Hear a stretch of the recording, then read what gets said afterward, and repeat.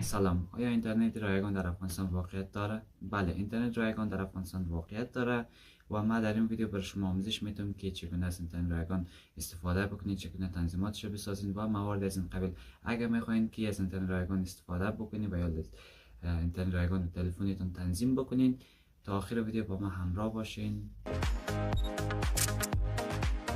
بله عزیزان دل، اینترنت رایگان در افغانستان واقعیت داره و در این ویدیو برای شما ما آموزش میدم که چگونه در برنامه کاستوم اینترنت رایگان را تنظیم بکنین و یا استفاده بکنین. اول برنامه کاستوم را دانلود میکنین.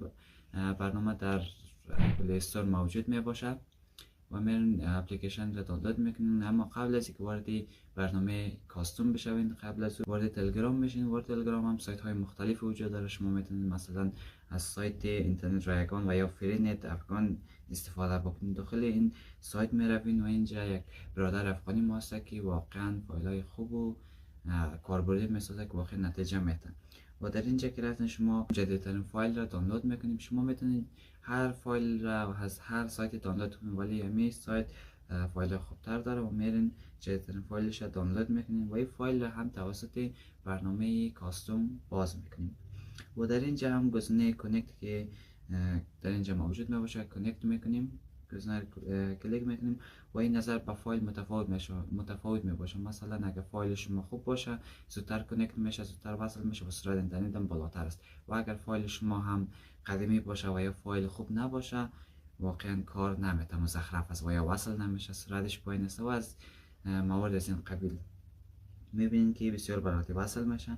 و اگر زمانی که وصل نشد میرین حالت پرواز را کلیک میکنین، دوباره حالت پرواز را خاموش میکنین و اینترنتتون روشن میکنین، اینجا کانکت میکنین، بسیار برای وصل میشه و کاستوم برآمدین میاین مثلا اینترنت رایگان میتونید استفاده بکنید. مثلا من وارد واتساپ میشم، از اینجا مثلا در اکانت دیگه خود که در همین تلفن هست یک پیام روان میکنم. میبینید سلام، میبینید فعلا من کدام بسته هم ندارم، همین اینترنت کاستوم کار میده.